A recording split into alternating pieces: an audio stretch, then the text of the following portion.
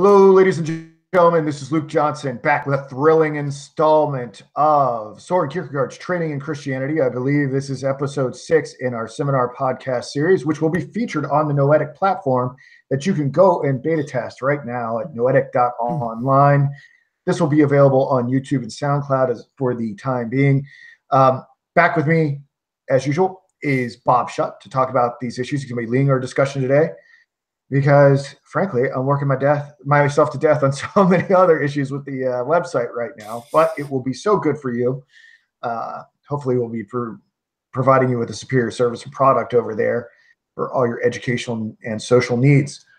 Bob, like a very wise prize fighter, in the conversation prior to this broadcast, tired me out, let me jab with him for about 9 rounds, and now he's going to deliver the knockout punch now that I'm exhausted. And I have to say, it's a very clever strategy you have every week to get me just to talk and talk and talk before we go on air, so that I'll just be too exhausted to interrupt you during your lesson. Well, now I'm going to have to come up with another strategy because you've uncovered my plan. So we'll see what I can do for next week. Even though I know your plan, I still take the bait every time. So intellectual knowledge of your device does nothing. It still works. Okay.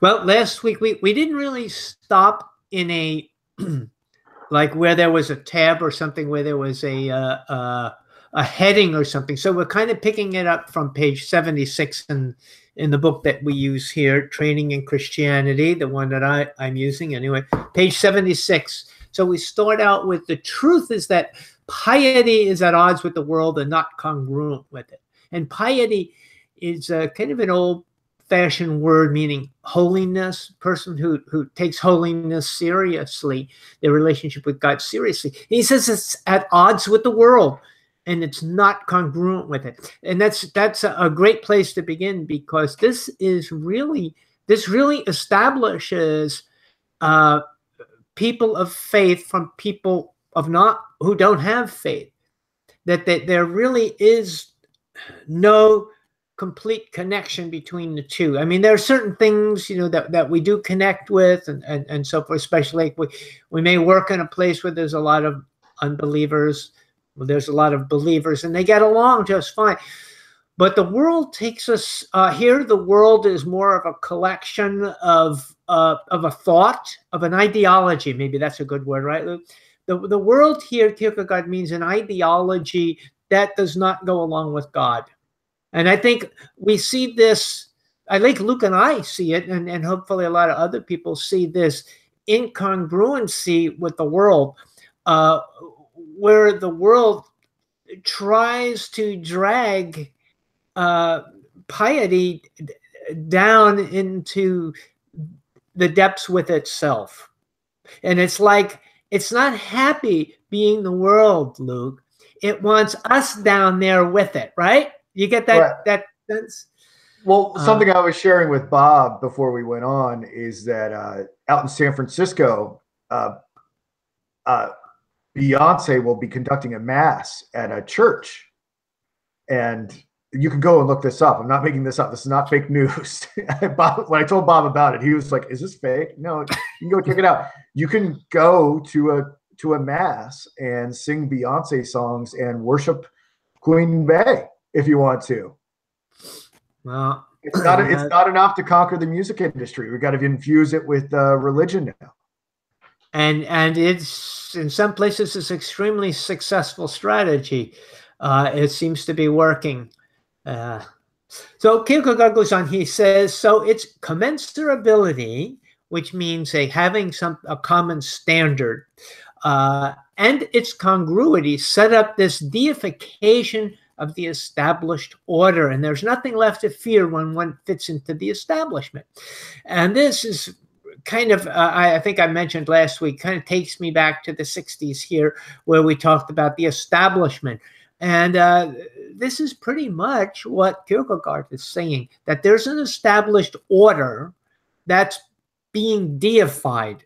It's being turned into a substitute, what would we call it, piety. a substitute God, as we'll see as we get down into this. What do you think the analog for it is today? Because the way that I see it is for what the established order is, that it's a deification of the self.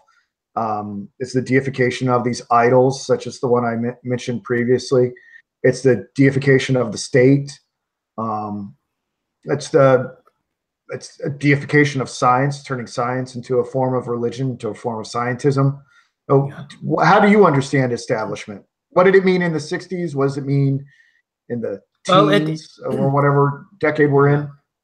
Well, I think in my day, in the 60s, it meant the man, the people who had control, the suits, the people who were the bosses. This was kind of the establishment. Anyone over the age of 30, right? And anyone over the age of 30 was automatically a card-carrying member of the establishment. So, but for me, I think you mentioned things in part. And I think that the kind of the mystery here is that they are all part of the established order, but the established order is more the overriding social order of things. So all these pieces fall into place under this umbrella of the established order. So we kind of will talk about the established order. And I think it's a great term that he uses. And I think this was really a good insight on his part. I mean, it took people quite a while to catch on to this. But when the hippies caught on to it, they didn't quite get it completely, because they kind of were part of the established order too, and they just didn't realize it. And that's the funny thing. We have these, I guess we call them narratives today, that are apparent, they apparently conflict with one another, but not really. So this idea in postmodern era anyway is that you can have different narratives that even conflict with each other, and they're all acceptable. They all kind of fit into their place in this larger concept of the establishment. If you have a 40,000-foot view of it, you can see that the different narratives actually produce a synthesis, like in a Hegelian dialectic. Yeah, that would be a good way to portray it, to try to understand it anyway. And he goes on, he says that in this society, which is his or ours, the established order is the rational. So when we look at things and we try to put it together into, like putting a puzzle together, the establishment has determined what is rational. And so when we put it together, eventually it comes together the way they want it to come together, because those are the people who establish what rational means and what is. That's what I think is so great about Kierkegaard, is that through many years of studying it, you start to realize, I mean, it's not something I think he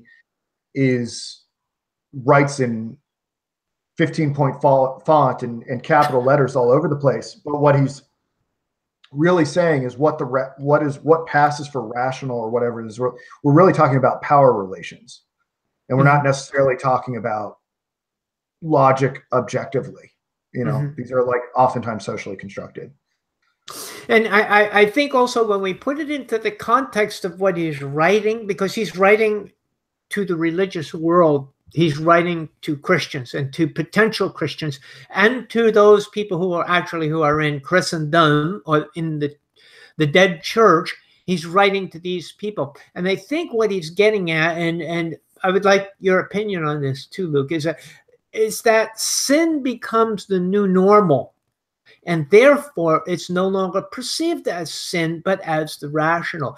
So we rationalize away God's sense of piety and replace it with man's sense of piety, which is really sin. So this is kind of how I think what he's writing in the background, or kind of like the unspoken message. Am I reading into this a little bit here, Luke, and trying to conform it to my beliefs, or do you think this is what he's trying to say as well, that sin becomes the new perceived rationality? No, so I mean, sin is such a multifarious concept. So, we've examined sin in different ways, such as in the concept of anxiety and genetic transmission of sin, or at least how Kierkegaard understands original sin. But I think Kierkegaard would say that man in his vain imagination can codify into ethical rationality things that are definitely diametrically opposed to true faith, right? So whether or not it's within a religious setting, you can create a legalistic framework that goes against the entire spirit of the personal relationship that you have with God. Luther was perceived this within the Catholic Church, and then Kierkegaard was aware of how this was ossifying Lutheranism and the Christianity of Denmark at that time. And even out of religious settings, it's very easy to see in America. I mean, it's plain as day in America, divorced from all religious settings, how things that are, it's so obvious, I don't even have to give an example. There are things that are codified into law in our country that are so obviously immoral. I'll leave it at that. Use your imagination. I think you're smart. I think you'll be able to figure it out. Yeah, I think that, in our life, Luke, in our lifetime, this new rationality has attacked the idea of self at the very roots as to what does it mean to be me. And the redefinition of self and ego and id, or whatever term we want to use, has been attacked so that it almost becomes destroyed. It's like I am who I think I am, and we've lost the what would I say, the anchor.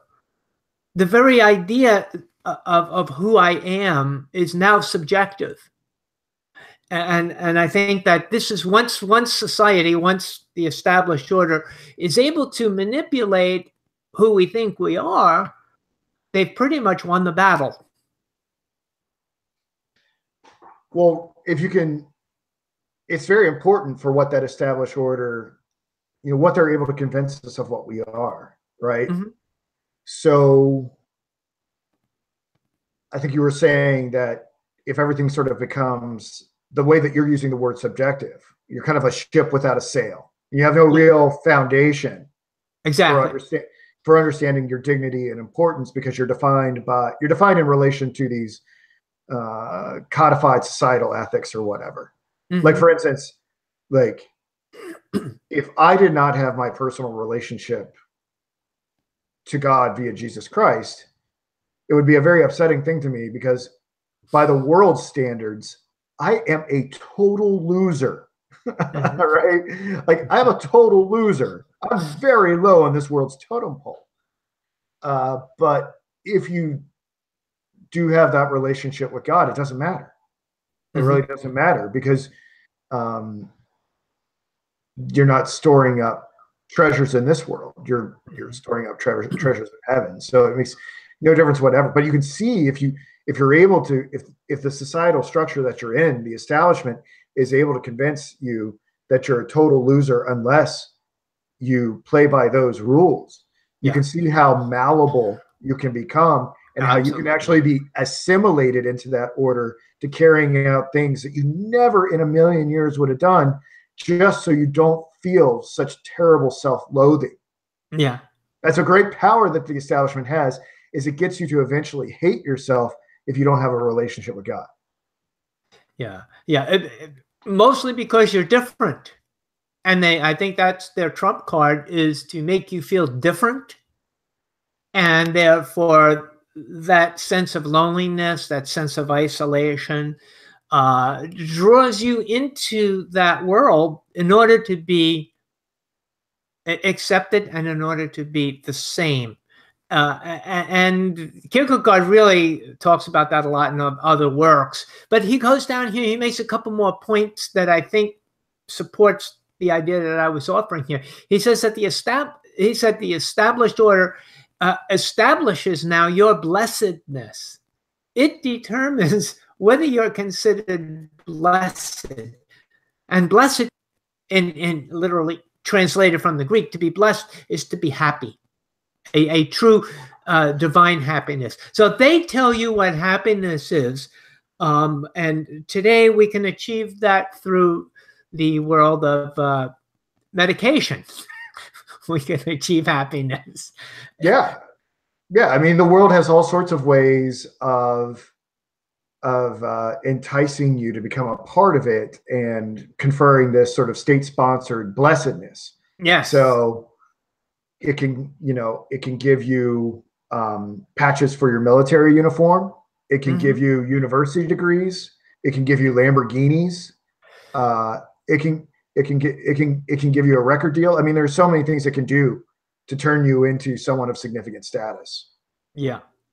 And then he goes on here, he says, the established order is the secularization of everything, including the God relationship, and makes it congruent with a certain relativity. So I think he's playing on these words, congruent, meaning to be the same, to fit in with this new thinking, this new establishment, this what do you think the secularized God relationship is? Do you think it's just because I see it in this sort of I see it in a sort of an approaching one world religion kind of way, where there are no real sides, that there's a sense of oneness in mankind. Is this the vulgarization, the secularization of the God relationship? Because the thing is that idea of unity and we're all one, like this is something that the establishment very much pushes, right? That, there's going to be religious harmony and interconnectedness. Like whenever you see a coexist bumper sticker, or you hear John Lennon's Imagine or something like that, this is what the world is saying, the goal is. Is this what you understand to be the secularization of the sense of the divine or the infinite within every individual? Yeah, I think so. I think that's a big part of it. I think that's the dream that they're trying to sell. I think that's the narrative. However, in the process of getting there, I think it's interesting to see how it may be divided into smaller groups of this congruency. You have to get along with this group. And even though there may be conflict with these groups, eventually this conflict is going to force upon itself a maybe a larger secularization. So it can control it. Now, it doesn't absolutely have to have total secular control over everything. It can do it by having almost like a corporation with departments. Even though the departments may not get along with each other, they still work towards the same goal. You play them against each other to increase the bottom line. That's exactly what they do. That's what the company I used to work for, they did. They create an internal competition in order to profit the margin. So Bob, I just want you to know you're sounding pretty out there right now. Am I surprising you? Am I surprising you? I guess I'm rubbing off on you. Oh, maybe. Okay, so this new order, established order, desires to be totalitarian, where there's nothing above it and every individual is under it. Now that's kind of scary, isn't it? That's kind of 1984 picture that Kierkegaard is giving us here. That this established order wants to be in total control of everything, where there's nothing above it. It has to eradicate the idea of God, like in the Soviet Union or in every kind of, dictatorship, where that individual is the highest order. Like in North Korea, there's nobody higher than the, what is he called again? President? Or I forgot what his official. Dear leader, maybe? Yeah. But this is the idea that this totalitarian idea is what's at the bottom line of this. And this just rang out in 1984 to me. Well, see, the thing is, for me, I actually think it's a little bit more like Huxley's vision. I I tend to be more sympathetic to that understanding of the totalitarianism that we're looking at here in this established order, because it seems to be, at least in how it's manifesting itself in the West or in this country, it seems to be softer. Like, I'm not. What was the main character's name in 1984? His name Titus Young or whatever. Is that his name? I don't remember. I'm sorry. Like, so I've broken out of the cognitive dissonance. I know that 2 + 2 isn't 5. Yeah. But I don't suspect that anyone's going to torture me into saying that 2 + 2 is 5 anymore. Okay. Mm-hmm. I think what's more likely to happen is kind of like what happens in Brave New World, that the people that break free from the cognitive dissonance, they just said, here, go hang out on this island. You can read Shakespeare and the Bible, just don't talk to anybody. I think that's a little bit more effective way in order to getting the establishment going, because when you actively persecute people, that enrages, even if people don't share your views. Like I have views right now that are very much in the minority, but if I were to be physically accosted, I think that would turn me into a martyr and would actually make the things that I was saying legitimated and validated in some way. So I'm not worried about some men in black coming down here and getting me or anything like that. But I think the softer sort of way of making things so good and so easy and enticing people with such a luxurious life and comfortable life is a way to get people to cling to that established order. So the interest in religion fades away, and the interest in soma or whatever the analog in our society would be, those things intensify, so that people are going on soma binges while they're watching Beyonce at mass. Yeah. Well, I don't know if this would be called soft or hard, but the idea of just earning a living. If you go along with the established order, you have the potential to be great. If you don't want to go along with the established order, you become a member. You go out, you work in the factories, you go out and you do work in the coal mines, you do this kind of work here, and you can never rise above it. You can never work your way out of it. I'm not sure that would be a hard or soft if we put it in a class, but I think that's where we may be going to. It's not that they force you with guns and stuff, but more like they force you by limiting your potential and limiting what you can say, what you can do, and so put you in places where you're harmless now, where you can't harm them, can't hurt them.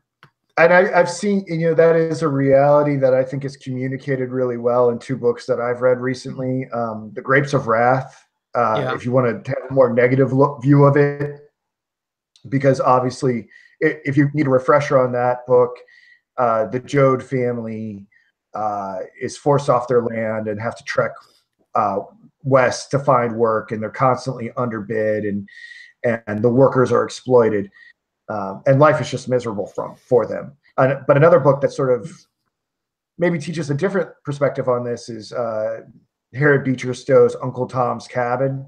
Yeah. And I just, this is interesting to me, and it's off topic, but just the religious heroism of people like Uncle Tom in that book, and how they, even though they do experience such vocational limitation, are able to find such meaning and truth in life still with their relationship to God.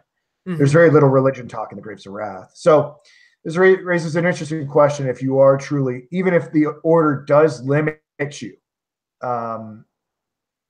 in chains or by low wages, if that is cause for thinking there's nothing to be hopeful about at all.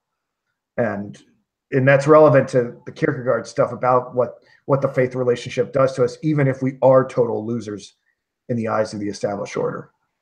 Yeah, I think that situation will also raise up the heroes and the heroines, because that's where they come from. They come when people are put in those positions.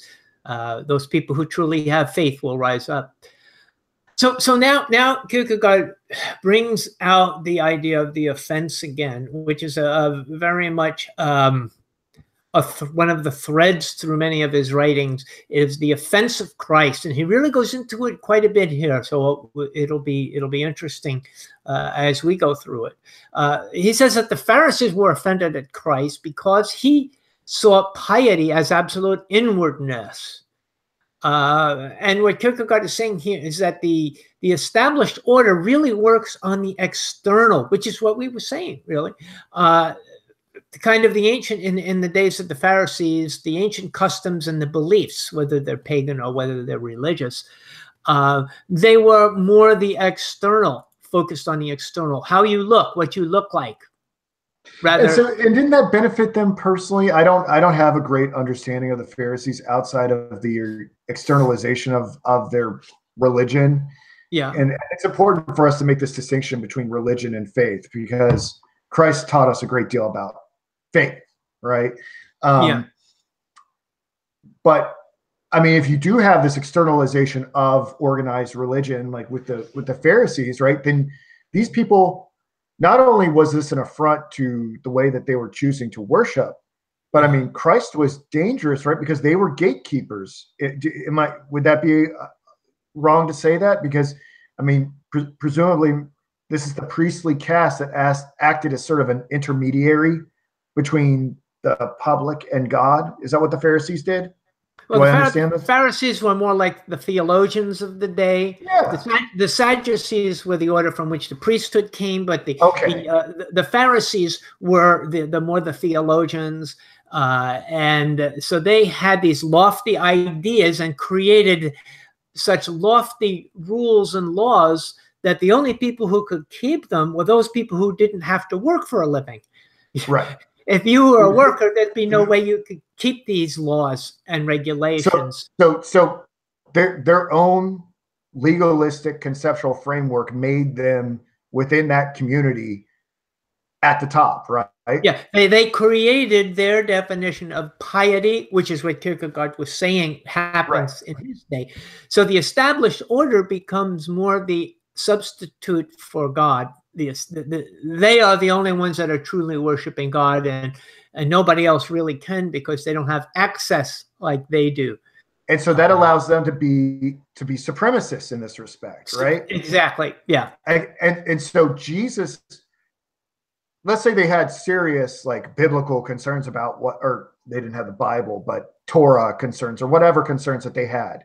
Yeah. Jesus represented a socioeconomic threat to them, because Jesus was saying, you don't need that. You don't need that. All you need to have is faith in me alone. And that's destructive to the established order. These, there were vocations at stake here, right? Do I understand this correctly? You're absolutely right. That's exactly what concerned them. Not to mention their prestige would be destroyed. But this is what they did for a living. They kept their thumbs on people so that they could be powerful. And this is what Kierkegaard was able to do, was able to take that culture and kind of parallel it to his culture, which now you and I take his culture and parallel it to ours. And we see there is a parallelism that continues from the days of the Pharisees, if not earlier, till our day. And that was the idea that the Pharisees were not capable of seeing the role that they should have been playing, which was symbolic. The temple was symbolic of the Christ to come. And that's what their theology should have been teaching about, was the coming of the Christ. But they resented the coming of the Christ, because once that happened, then their value diminished. Right. And so, we can make parallels today, but I'll leave that to the imagination of the reader here. Then he brings up this idea. He says, here use and want become the important things. So I kind of have a note to myself that isn't this the commercial world that we live in today? isn't this exemplified in what we have capitalism? But use and want, that kind of puts us in this economic balance or imbalance, perhaps, where it's what we use and what we want become the important things, and becomes what we measure ourselves by, our cars, our homes, our clothing, our titles. All these become more important today because it's based upon commercialization rather than upon faith. And he says that by this happening, that the God relationship is done away with, and use and want become deified. Mm-hmm. And this divine worship makes a fool of God, in his words here. So, following this offense, he says what offended them is that Christ was offending this deity that they created as the established order. So he's tying it together here. He talked about how the established order becomes deified, and now he's giving us an example of the Pharisees and how they took their established order, deified it, and how it now Christ was offending that established order, that deification that they created, because they were saying it was external and Jesus was saying it's internal. Yeah. And so we can't have that discrepancy. So here we... You know what just frustrates me so much growing up in my little church growing up, my little Methodist church growing up, is there was always this reference to Jesus saying, tear down this temple and I'll build it in 3 days. And no one ever explained that to and how mystifying that must have been to the Pharisees and Sadducees, because they were thinking in such physical terms and couldn't understand what Christ is saying. They were speaking the same language, but they had such radically different concepts. And I, even as a little child, that growing up in a church environment, I still wonder if a lot of ministers and reverends out there can fully communicate that. That's one of the most important exchanges, I think, in the New Testament. Yeah, they probably understand some, but not all. I can tell you, they don't grasp the total concept of internal versus external. And I think you still see that, because you see how many Christian evangelicals are like want to like build a third temple in Jerusalem and stuff like that. Yeah. I'm just like, guys, like the temple's not physical. No, it isn't. It's prophecy, so I guess it's got to happen. But don't you see like a lot of Christians who are like, build the temple, like, and I'm just like, guys, no, maybe they think they're just accelerating the eschaton or something. Yes, that's what they think of, but it is an externalization, and you even see it in some of the churches who think of the church as a temple. It has an altar. That's where the altar call comes from. What altar are you talking about? The altar was in the temple in Jerusalem, and it was symbolic. There is no altar, but yet you go into a church, you're told this is the altar here. I mean, this is just maybe people might think I'm making a big deal out of it, but mind is my point that I'm trying to make. It plays on the mind of externalization of the things that are supposed to be internalized. We're not supposed to think of the altar as some place. We're supposed to think of the altar as the connection between us and God.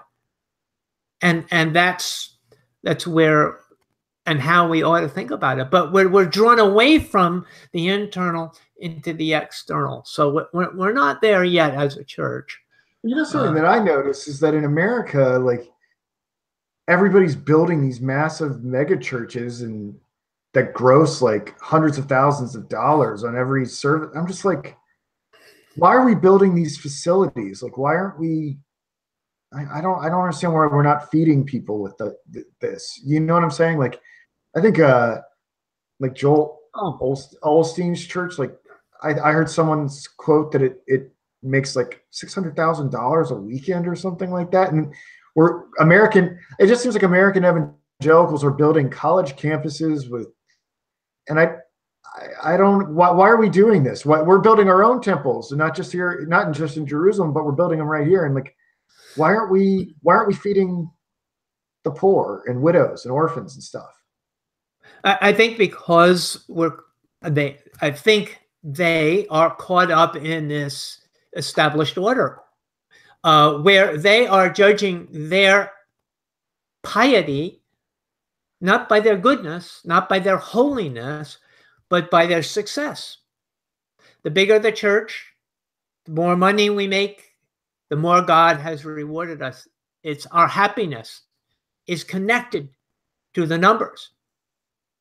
And it does play on you. I mean, it's easy. I mean, even in my own personal life, if I have 2-3 people come to my Bible study, I feel like I'm a failure. I feel like there's something wrong. I've done something wrong, and when I have a larger amount, I feel better. But that's in the same thing. I'm doing the same thing in the smaller scale. I need to stop thinking like that. And I'm working on that. But Jesus didn't do that. Jesus could have, Jesus was always instructing 1, 2, or 3 people at a time. I mean, of course, there are exceptions, like with the, I don't have to teach you. I mean, you taught me. I mean, but there are obviously exceptions, such as the Sermon on the Mount and the breaking of the fish and the loaves. But I mean, in general, it was always But when you take that human desire, that human instinct that I think is in most of us, and you raise it to the nth degree, it becomes much more visible. When you're talking about, I'm not happy with making $500,000 a weekend. I need to make $1 million a weekend in order to show everybody that I am the real thing. I am the real pastor, and I must be teaching the truth here. I am so successful. So, you see what I mean? I see what you mean, but as someone, it's interesting. I have to, because of the Noetic platform, I have to use a lot of public domain sources from the turn of the century. So I'm in the stacks with materials from the late 19th century and early 20th century, and it's so interesting because they had the individuals that were writing a lot of these academic journals. They're making reference to names that have long since been forgotten by history. Yeah. Right. Yeah. So it was kind of like this intellectual horse race, and a lot of people were putting bets on this horse or that horse, and the ones to them that were obviously going to be talked about 100 years from now are just footnotes. And it's so interesting. Like, for instance, Kierkegaard's entry in the 1911 Encyclopedia Britannica is like 3 paragraphs long. But like Samuel Taylor Coleridge's daughter is like 2 pages long, and just to put things in perspective. So I guess what I'm trying to say here is you may not, your legacy can be elevated way after your life is over. Well, look at our man Kierkegaard. How many people did he teach? How many people read his books in his day? And he rose above that concern. So I have someone I can look at and say, I hope I can walk in his footsteps. I hope I can. I'm going to make you a star, Bob. Don't worry. I'm going to make you a star. I don't really want to be a star. Well, it's coming one way or the other. So he goes on. He says, here we see that the offense was simply that Jesus was an individual man, and it wasn't even that he was claiming to be divine. So that, of course, that would offend them. But he even offended them because of the things that he said, even as a man. he mentions that Jesus had no problem paying taxes to the Romans or to the church, because taxes weren't important to the internal world that Jesus was preaching about. Those were things of the external world. But then he says we have to consider, how did he get the money to pay the taxes? And at least in this particular story, if you remember the one where he was asked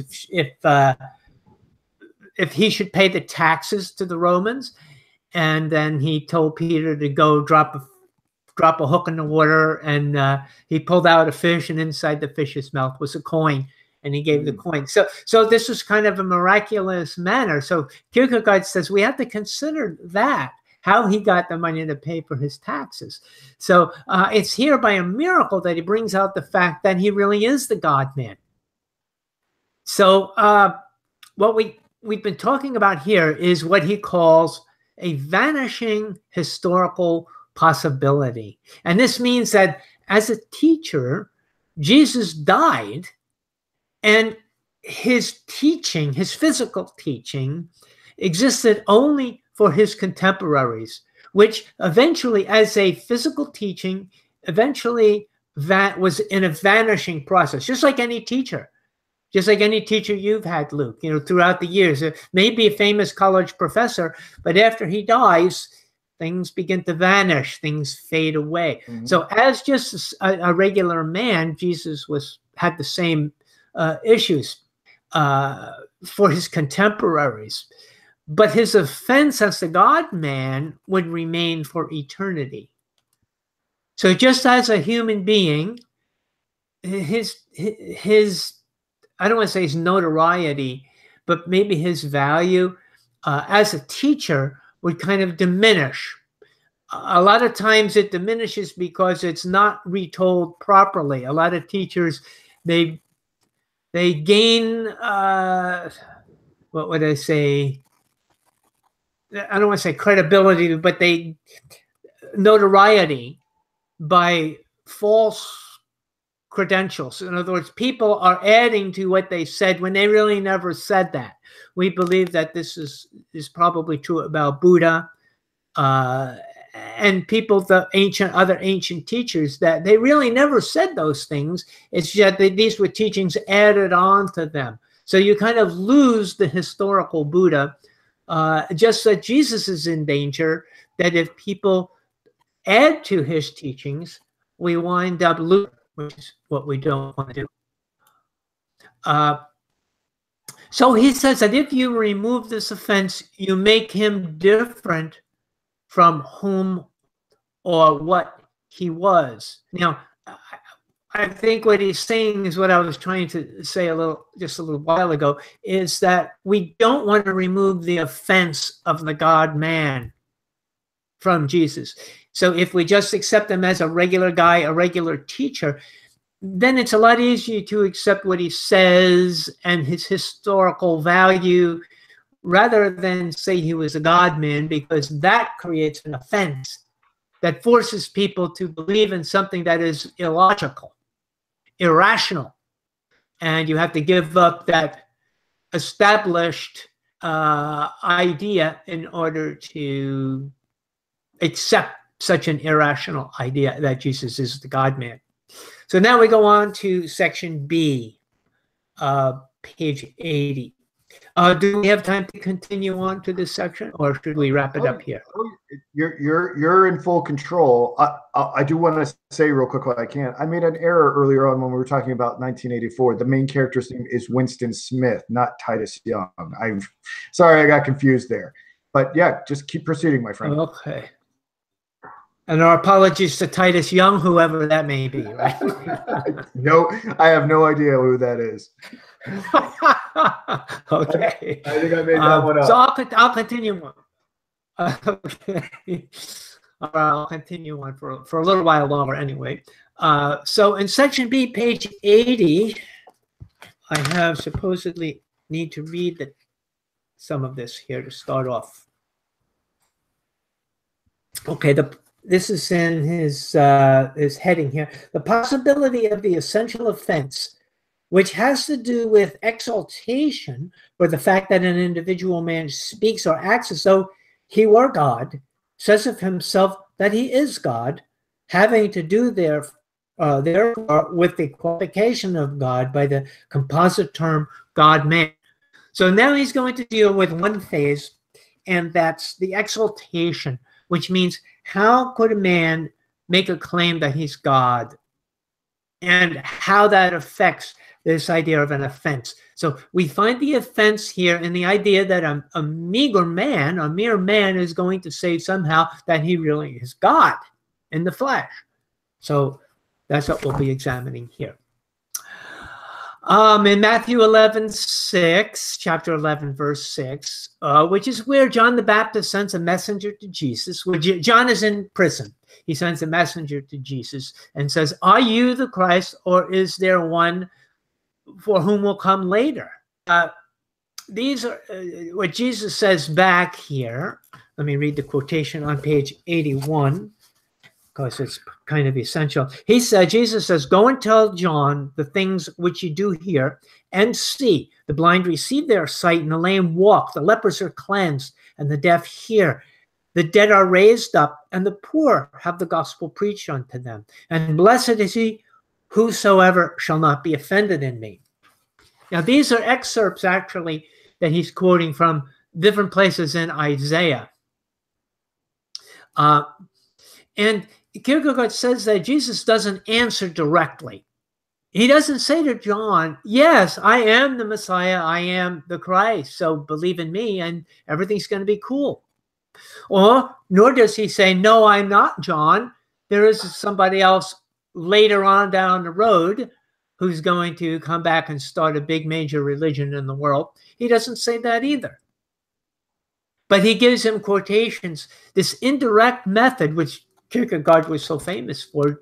Maybe he learned it from Jesus. I actually do believe that he is kind of imitating Jesus in how he taught when he goes about in his indirect method, but that's something else. So he says that Jesus doesn't answer directly because it requires faith, and faith cannot operate under direct communication. This is why Jesus was always vague. It wasn't simply knowing who Jesus was that mattered, but it was knowing it through faith. And I've kind of puzzled this for many years, Luke, to understand why God chooses faith. Why doesn't he just tell us outright these things?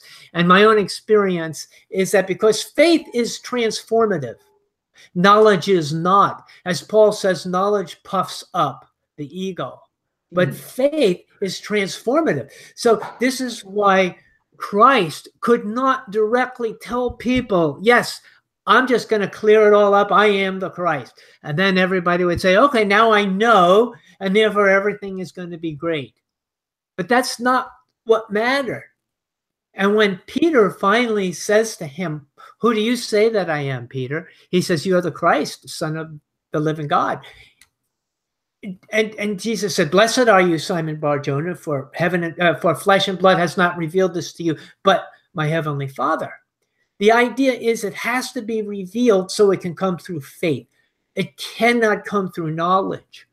So I can imagine that someone that was not already operating within the Christian paradigm that you and I both share would say, Yeah. "Okay, cool. That's great. That's how it may have to work within Christendom. And that's how it may have to work for you and Bob. But the way that you guys are speaking about faith is as if there is only one faith, and that's faith with Jesus Christ. And you and I'd be like, "Yeah, there kind of is." But they'd be like, "Well, what about the Muslim faith? What about the New Age faith? Or what are these?" I guess that, something that's sort of popular in Kierkegaard circles is to talk about sort of Kierkegaardian stage theory. And things sort of are a little bit neatly compiled when we talk about, like, the aesthetic stages, the ethical stage, the ethico-religious, religiousness A, where we think about kind of an establishment faith that's handed down to us that we've yet to internalize. But then when we get to this religiousness B, which is Christian faith, what we understand as the ultimate existential stage. But what about someone who has to have faith in Muhammad or faith in some new age ascended master? Are they, what would we say to them? Because they would be, look, I'm having to go on faith too. I'm having to assume that this person is a Christ figure. Right. So how do we handle that objection? Well, we don't have, as Christians, we don't have a monopoly on faith. There is faith in the world in many things. People live by faith. God gives us faith. So because for the very reason I said, it's transformative. So if we have faith, we should be looking to see that we're being transformed. Transformed into what? That's something that we have to consider. Am I happy with is my transformation real? Or am I living an imaginary faith that I feel good, you know? That would be the question, right? Is like, it would seem that those other types of faith allow for a transformation, but we'd have to be sure that the thing that we're having faith in is not a fiction. It's not some imaginary thing. It's the actual proper faith object. And so I guess how do we discern what that is if all these options are producing a transformation through faith? How do we know which transformation is the more authentic one? What happens, I think, is that as hard as we try, sometimes we are drawn into the idea that faith is determined by intellect and that we can actually figure it out when we can't. Faith comes from hearing is what Scripture tells us, but there's a lot more to it than that. There's a lot more in that quotation if we look deeper into it. Faith comes from the calling of God. It's not something that I go and I study all the major religions, which I did, but it didn't help me to make a choice, which is the funny thing. And I'm going to get into that a little later, but I'm going to, but I want to kind of broach it here as well. It's something that I cannot figure out which one is better than the other. All I can do is give a testimony, give a witness. That's my job. I can't prove faith to anyone, nor do I even want to try. What I can do is tell people how it came about for me, what it means to me. For me, it's faith in Christ because Christ is the perfect reflection of divinity. I can't say that for Muhammad. I can't say that for Buddha. I can't say that for anyone else. But for me, Christ is the perfect reflection of holiness of God. How many, and here comes one of the offenses that Kierkegaard talked about. How many religious leaders have been resurrected? None of them. Christ is the only one who we claim is resurrected. Well, and then they'll say, well, then Christ never existed. That's the move they'll make. Or that the resurrection was a trick. And, you know, we have so many other issues to talk about here. Yeah. I just really wanted to broach the subject because, you know, it's possible that we have people listening that are like, whoa. How are you guys talking about faith as an exclusively Christian thing when there are people in other religions who think they have faith? Yeah. But for me, faith is not in my control. It's something that comes from the revelation that God has shown me this. And all I can do is show it to others because I'm going to save my punchline for a little later on, okay? I don't want to bring it up right now. Yeah, I would say, though, that there may be more resources at our disposal than personal testimony. And that's something that's been a part of this weird sort of journey that I've been on for like the past year and a half is, well, I don't want to get into it too much, but there's more information out there that'll help us decide the matter, but it's either been suppressed or we've been afraid to look at it. Okay. And everything about my research says keep going with Christianity. If I felt, and I'm a researcher, if my research was saying become a Mormon, I would become a Mormon. But my research is saying, no, keep being Christian. I would convert to Islam if my research was saying, become a Muslim, because I follow the truth. As Bob, Well, yeah. Bob can testify, I will follow the truth regardless of what people say about me. Well, I would agree that just so that the listening audience is clear on my point of view, I would agree that those things are important and we can support our faith with those things. I think that the initial faith, however, does not come from that.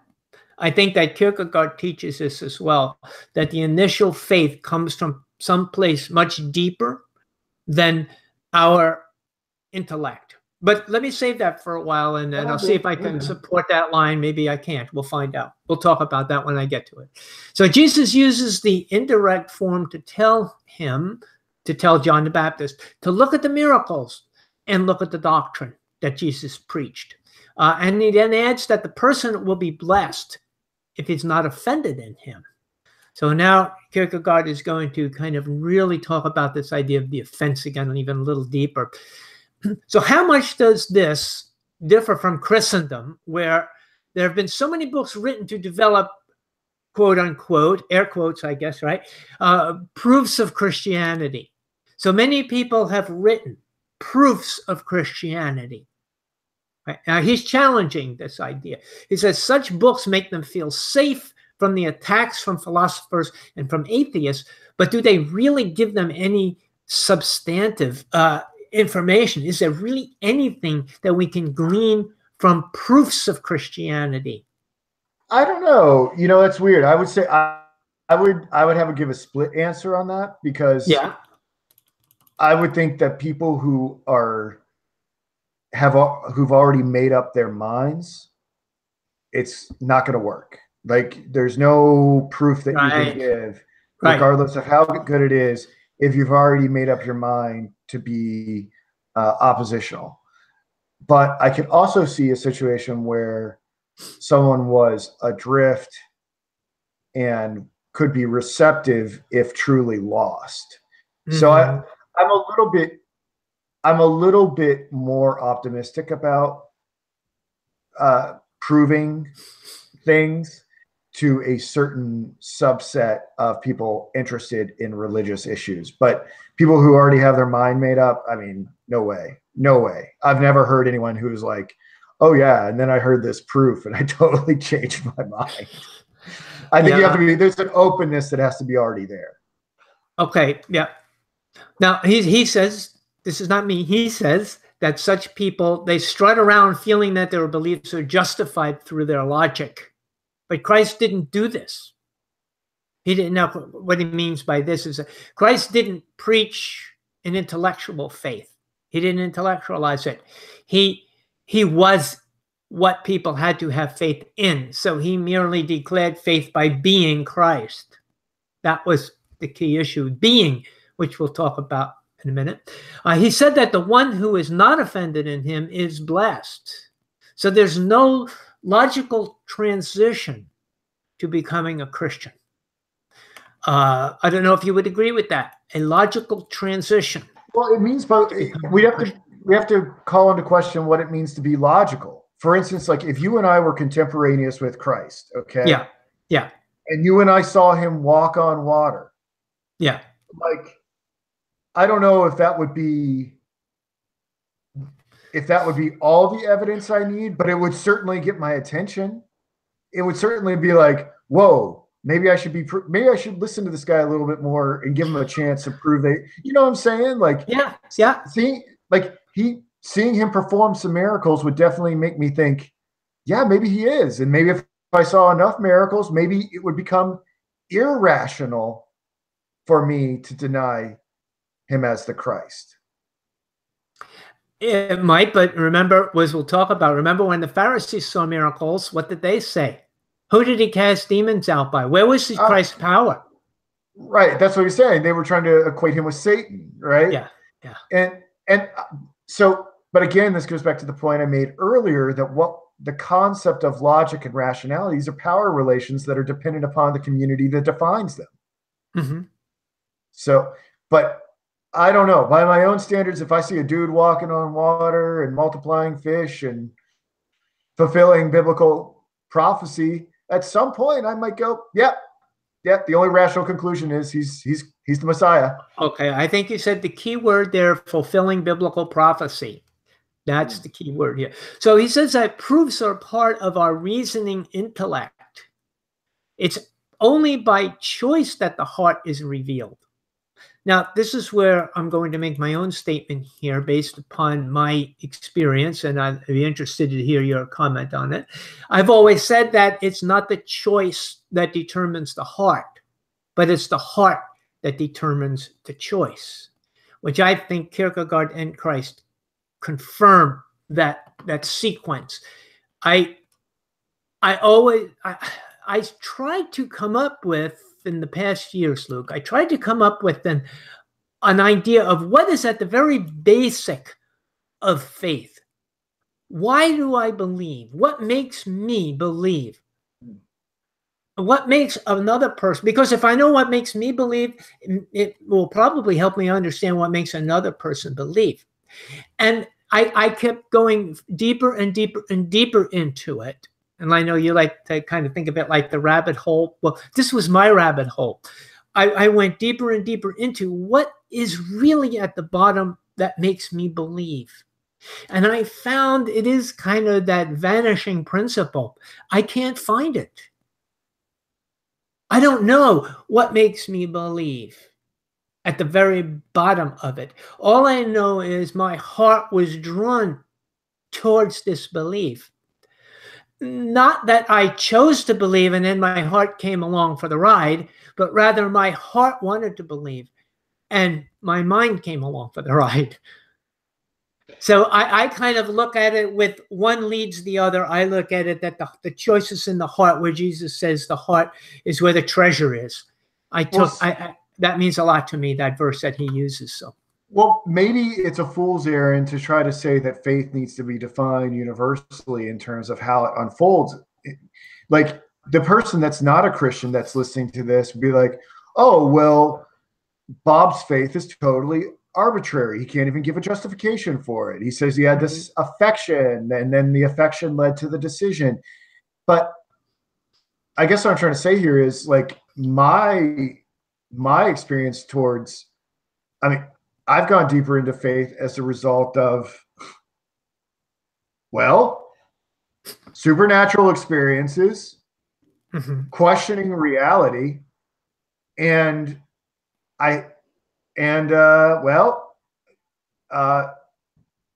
investigating some subjects I'm not supposed to investigate. Okay. Yeah. And that's what got me there. Yeah. But you didn't need that to get there. And I guess what I'm trying to say is that to try to give an account of how faith works may be self-defeating because it may work differently in every individual. It is. But this is problematic because you and I are like rational thinking people and we want to like get our terms straight. Let me put it to you this way. Maybe I can express myself this way. The resurrection, the crucifixion and the resurrection. It's not because I've discovered some truth to the idea that Jesus actually was crucified and resurrected. It's not the historical fact that he was crucified and resurrected that make me want to be a Christian. What makes me want to be a Christian is because he was crucified for me as an individual. God loved me and went through this for me. That makes me love him back. The old expression, biblical expression, I love him because he first loved me. Right. So it's not the fact whether he was resurrected or whether he was crucified, whether it's a historical fact that makes me believe, but rather because the personalization of that in that an act done for me, an act of love by God. So that's kind of how I would expect. That's what I've come to over the years. So to connect it to my question. Yeah. So let's say you and I meet our Buddhist analogs. Let's say Yes. you and I are hanging out, we go to a delicatessen, and we show up there, and we're seated next to two Tibetan monks. Okay. Okay. Yeah. Yeah. And we get into this big religious conversation. If we were trying to say why they ought to be Christians, Yeah. we would give supporting evidence, but we wouldn't say that grasping this evidence would necessarily precipitate the faith. Absolutely. That there would be other motivating factors Absolutely that would then cause assent or not to that. So in those two Tibetan monks, one may become a Christian, but one may not. Both may. They could have different reasons for accepting the justification that we provide to them. Right. Okay. Well, even I wouldn't even call it justification, Luke. I would say our job is to preach the gospel. And that's really what we can take. It's not to prove the gospel. It's to preach the gospel. So I would preach the gospel to the Tibetan monks, and one would hear about God's love for him and say, that's really powerful. I didn't know God loved me that much. And the other would say, well, you haven't proven to me that this actually happened. So this would be the difference. Yeah. But I wouldn't have to go and argue. Well, let me research. I've got a book I want you to read about the history of crucifixion. And once you read this, it's going to convince you. I would just have to say, well, that's all I can do. It's up to you and God now. I've given you the gospel. See, I don't know. So to me, and this is an interesting question, is I'm not really sure where that line is between preaching and proving the gospel is. Because in a way, the proofs are in the gospel for me. Yes. So and that's a whole conversation about what a proof is and what preaching is. And yeah, and it's okay. It's really okay, because many of us are in different places for a reason, because some people need to hear something, some people don't need to hear it. And so we have all these variations of how we present the gospel, which is very important. I think we're bringing that out, if nothing else.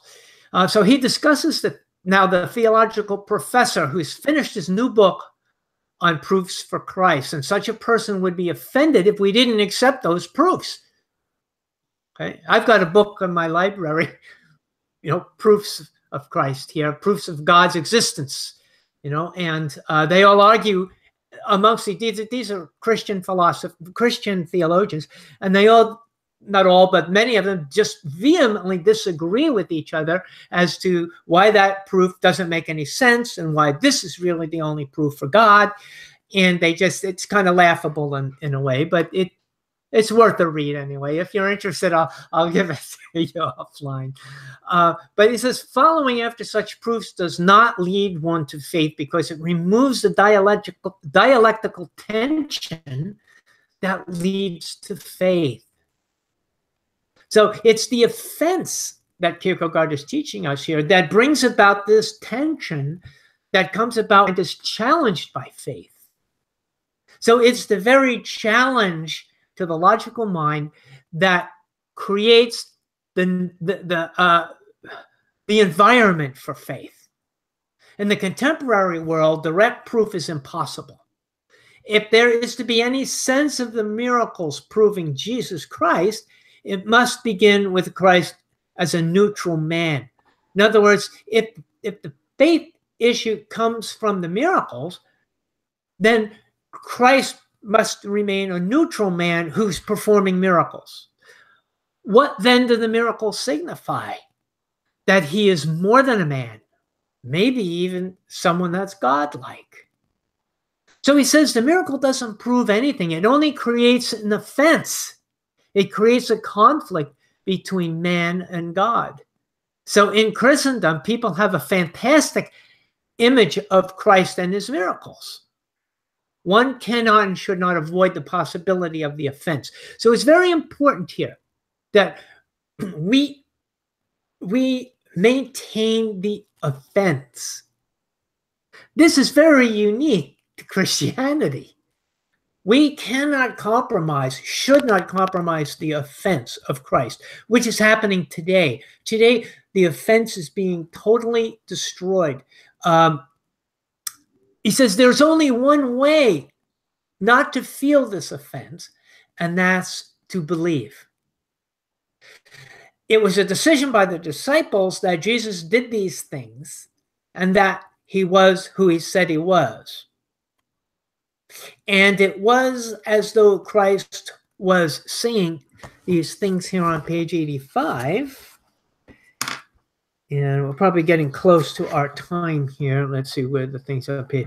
He said he appeals to the proofs in such a way as to deny that they were the way to him. It is as if he would say to John, as he would say likewise to us all, and this is Kierkegaard paraphrasing Christ. He's saying, by the way of proofs, no man cometh unto me. Give heed to them, however, that thou mayest become attentive. And then blessed is he whosoever is not offended in me. So it's what you said, and I was kind of saving this quotation because it's almost what you said directly, that miracles and logic and reasoning create an interest. Yeah. They create the interest, but they don't create the faith. The offense is what must be necessary to create the environment for faith. I agree. I just think that I think it would be foolish in some way if we do have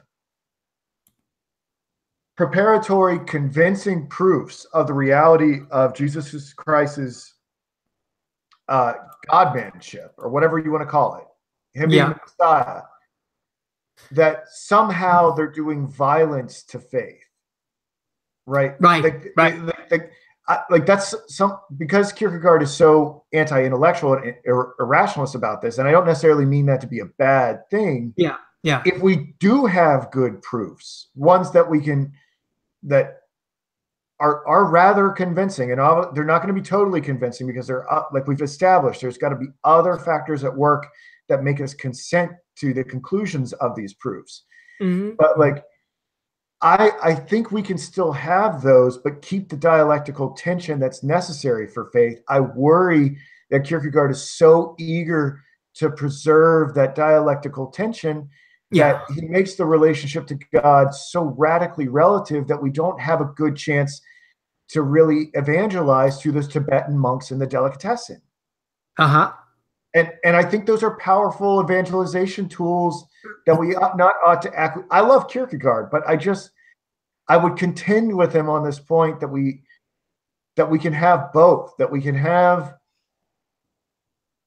some proofs, but understand that faith is not proof. Yeah. That the proofs excite interest so that someone goes deeper and makes that choice. Mm-hmm. Or do you think I'm being apoplectic about it? Like, am I being hysterical about it? No, I don't think you're being hysterical about it. I think experience for both of us will help us to determine where to go. In my experience, I've seen the proofs get out of control. Yeah. And I've seen people substitute the proofs for faith. And what happens, and trying to think of his name, Karl Barth, kind of enlightened me in a certain area, or at least put my ideas into words. The idea was there's seems to be a need for Christianity to justify itself to philosophy, to come up with proofs to say, oh, I'm not ignorant. I am not foolish, and I can prove I'm really intelligent because I have these wonderful proofs for Christ and for God, as though they have a need to justify their faith to the world. And I don't have that need anymore. I did have that need, but I don't have that need anymore. Because if people think I'm foolish, so be it. I really not worried about it anymore. In fact, I think the relationship's quite the opposite. I think the way I look at things now is that philosophy and science has to justify itself to the biblical framework. No, seriously, Funny though, isn't it ironic? Yeah, my perspective now, if my and this, and trust me, I mean, I don't, if you don't know who I am, well, I'm a loser, but let's just say this. I have forgotten more science and philosophy than a lot of people will ever know. And that sounds boastful, but what I'm trying to say here is, having explored all that stuff as far as I did, I can tell you, I am now of the frame of reference that if those purely secular studies say something that contradicts the Bible, no, no, we don't play that. I do not play that game anymore. I played those games, and I got shipwrecked. And from now on, I look at everything through the lens of the Bible. I don't play that game anymore. Well put. Well put. No, I only have a little bit more to go here, and I'm going to tie it up here now because this is still right on what we're discussing, and I don't want to try to revive that next week. Sure. The Christianity, or the Christendom that he's speaking about, wants to prove Christianity to these people, which denies the very power of faith and therefore transformation. Jesus must be a sign of offense in order to be the object of faith. That's on page 85. This is how difficult it is to become a Christian, because it is not a decision of the intellect, but of the heart. It is much more who we are than who we want to be. It is ontological rather than rational. Those are my words. I don't want to try to put those into Kierkegaard's mouth. That's what I distilled from what Kierkegaard was saying. I'll just read it again to make sure you understand what's my words and his. This is how difficult it is to become a Christian, because it's not a decision of the intellect, but of the heart. It's much more who we are than who we want to be. It's an ontological rather than rational. And this makes me very suspicious of those who feel converted by proof or by evidence, especially by feelings. So that's where I will stop for today and pick up next week. Or 2 weeks. Yeah, we covered about a massive 9 pages because of all my interjections. But I think I had a great time talking about it with you, Bob. And to be honest, I live for these types of conversations and to be able to ask all these exploratory big questions. So, well, if we only cover 10 pages, I'm not really sure that's that bad. What I really hope not for Kierkegaard. Not for Kierkegaard. 10 pages. Yeah, but what I'm hoping is, I guess what I'm hoping here is that people will take some of these things that we've provoked people with a lot of big stuff here, and that they will go home and have these conversations with everybody else. Because it's my contention that when you ask these massive questions, then you start to really wonder, and that wonder can be a great source of connecting to God. And that's ultimately, I think, what we want to do with these talks that you and I put together, is to open up the possibility of God's existence, and wonder and questioning and investigation and being a Berean and proving all things by interrogating it is a great way to come to know God. Well, and I'm glad that people can see you and can see who you are, what you've done, what you've accomplished in your life, and what you are continuing to accomplish, and yet still be a faithful, devoted believer. Oh, more than ever. That is a testimony that's not words, that's actions, that's ontological. That's who you are. You can go back 2.5 years and watch my metamorphosis. And I'll just say, seek and ye shall find. If you pursue it with all your heart, you will find. Yeah. You will find the truth. So, all right. That brings this episode to a close. I'll have this edited and up later this evening. Thank you so much, Bob. Thank you, my friend and my brother. All right. In communique.